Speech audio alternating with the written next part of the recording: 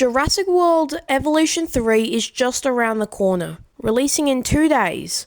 So the base game is already complete, so these updates could be made down the line. But these are how I would make Jurassic World Evolution 3.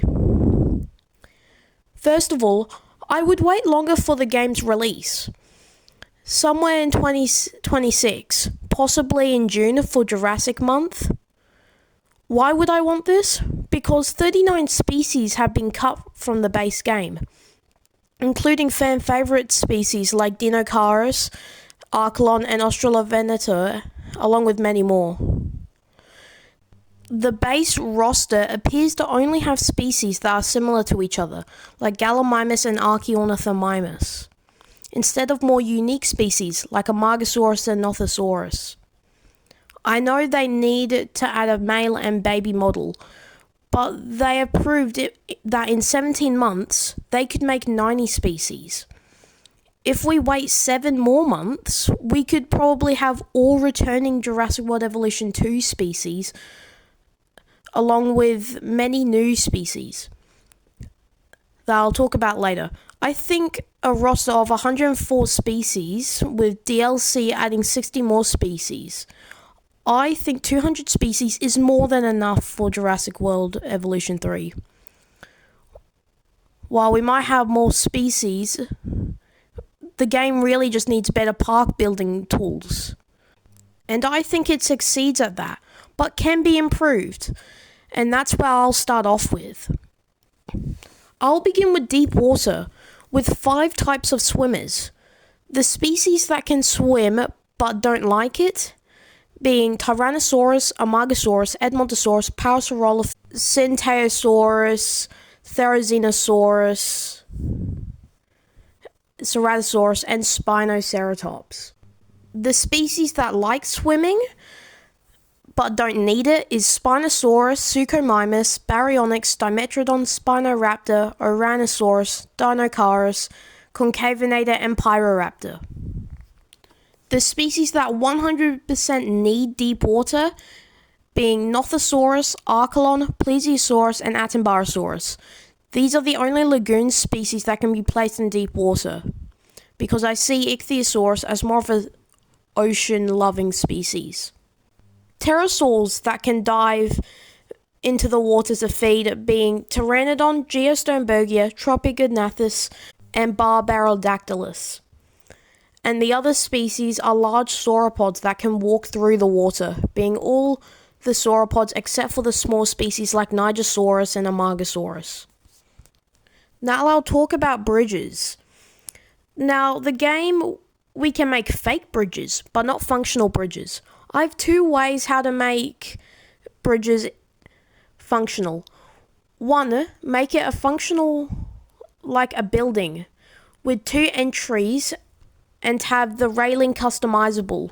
Now, the more difficult way would have a path overhaul, like Prehistoric Kingdom and Planet Zoo, with customizable railings, not just for bridges, but also on the ground, acting as low fences that certain species can walk over. The waterfalls and the workshop work fine, so I won't touch that. I'm not a fan of modular building, but I do know a lot of people do. I will list all the things that I would like and the community I think would like, and are also possible for Frontier.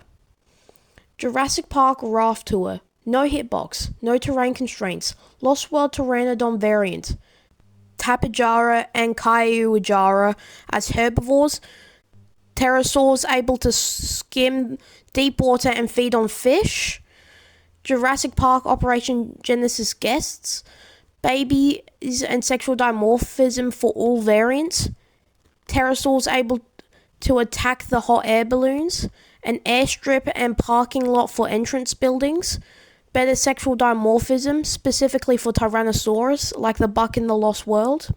1993 Triceratops and Brachiosaurus as variants, along with the fluffy T-Rex as a variant.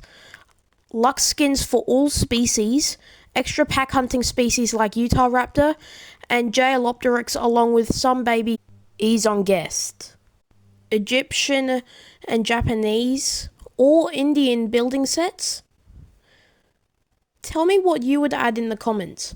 Modular building seems fine from what I've seen it, but already we have multiple pre-built buildings that look good. I would make the building sets InGen style, Biosyn style, Jurassic Park style, Jurassic World style, DFW style, Malta style, and the region's building style. The wanted species I will list, 20 of them. To make the base roster 140, including the actual new species.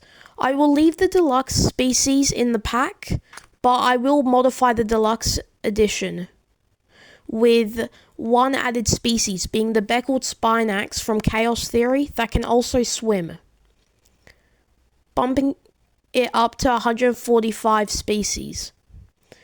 The list of species is Lokiceratops, Patagotian, Ornithomimus, Psittacosaurus, Kaiurajara, because they are already confirmed and I think the community would like them to stay in. The 15 other species I want, and I think the community would also like, are 8 Xenozoics, 1 Lagoon, 1 Aviary, leaving 5 land species. The Xenozoics will be Smilodon, Woolly Mammoth, Andrewsarchus, Paraceratherium, Basilosaurus, Megatherium, Titanoboa that can swim, and a woolly mammoth. What do you think of this Xenozoic collection? I also considered the Leviathan. The Lagoon and Aviary species I chose was Tanystropheus that can use the rock platform and go in deep water and land, like Archelon and Nothosaurus. The flying species I chose was Hatzegopteryx, a pterosaur between the Thanatos Dracon and Quetzalcoatlus in size. The 5 other species I chose are Dinocaris, Sarcosuchus, both being able to swim and dive in deep water. The other 3 are Shantungosaurus, Plateosaurus, and Inostrosavia, leaving a base game roster of 145 species, including the deluxe edition. You may see some interesting missing choices from that, however, those will be in the DLCs I plan. The following 5 concept DLCs I made will include 5 new species. A South American species pack has been wanted for a long time, me included. I chose Mape, my favorite dinosaur IRL, Argentinosaurus, Tyrannotitan, Augustina, and Ornithocaris.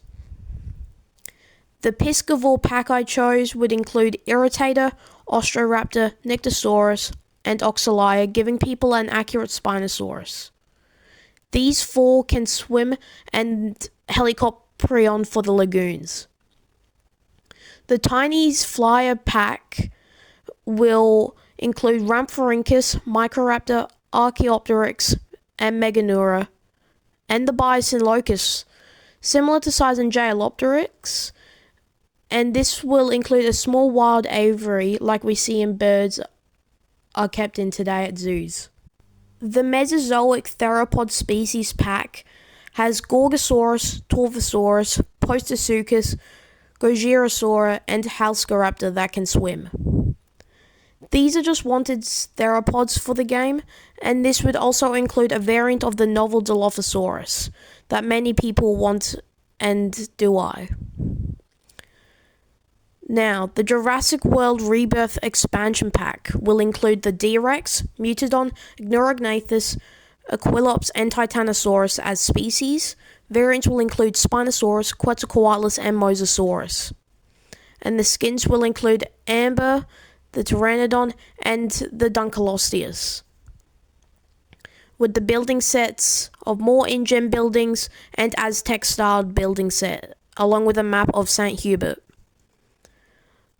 along with a boat as an ACU team or a ranger team for deep water and lagoons. And the D-Rex is the only land species that can attack the helicopter. These DLCs make the final roster 170 species. Comment the other DLCs you would want maybe a Xenozoic or pterosaurs, or maybe even a herbivore pack. Or I considered the idea of a primate pack with Xenozoics. I really wanted to add Merigaya, but couldn't find a way to add it. Now, what does Frontier get out of this? These are things I think the community would like, but also in the realm of possibility for Frontier. How does delaying the release help Frontier? Well, they can still make money on Jurassic World Evolution 2 from DLCs and not render it obsolete. The gap between Jurassic World Evolution 1 to Jurassic World Evolution 2 was over 3 years, and people said that was still too short. Now, the gap between Jurassic World Evolution 2 ending and Jurassic World Evolution 3 is 17 months, less than 2 years. So I think waiting a little longer for Jurassic World Evolution 3 could help Frontier make the game better and allow people to play Jurassic World Evolution 2 for longer and still buying the game and DLCs. This also helps the players by getting all the species right up and not paying for resold content. Comment down below how you would make Jurassic World Evolution 3. Remember to like, comment, and subscribe, and stay tuned for more paleontology news.